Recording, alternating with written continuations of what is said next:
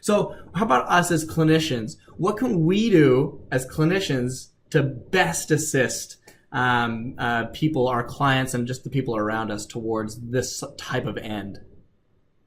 Well, obviously, I mean, as physiotherapist, I don't profess to be an expert, for example, in nutrition or sleep hygiene. Definitely, I think we should consider ourselves to be, at least self-professed experts in movement. Yeah. So that's one area. The movement side of things, I will, definitely provide a lot of education, demonstrate how to do that, give a very construct plan.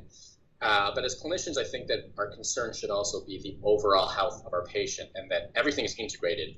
I mean, you cannot, optimize one area of your health and not others. So I think our role is to provide education on the importance of these other areas, such as sleeping. I mean, there's so much research, for example, in the field that we work in with movement dysfunction and especially, persistent pain states, that there's so much research that shows that poor sleep can contribute to that. Yeah. So that's something where we're going to just give some basic advice on highlighting to our patients and our clients that this is an area that they should look into, maybe inquire into how it's going.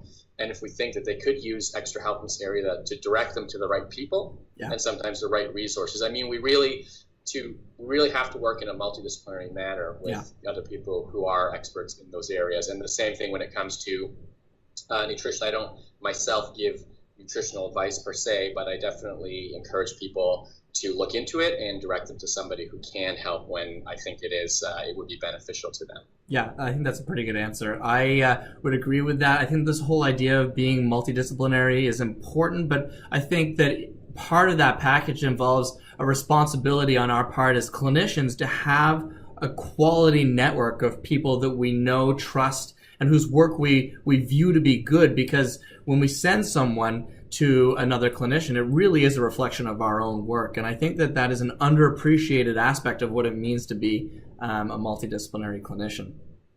And the other thing I would say is to always try to role model. I mean, it's hard to say to somebody, I think you need to get a certain amount of exercise per week. I think you need to be doing these types of things. And then when they ask you, well, what do you do? Yeah. If you say, well, I don't do anything, or it doesn't reflect very well. And we all have different issues with our health. We fall off the wagon from time to time. I mean, I myself have gained weight, lost weight, been more active, less active in my life, had injuries, surgeries that prevented me from being as active as I wanted to. But it was always striving to do the most that I can at any given point in my life. That was always my goal. And that's what I demonstrate to patients, is that there's always opportunity to do enough, and there's always opportunity to do even more than you're currently doing as well. Yeah, I could not agree more. Role modeling, lead first by example. Right? It counts with our clients, and it counts with everyone else around us as well. We have to lead first by example. Fundamental professional responsibilities. Love it. That's right.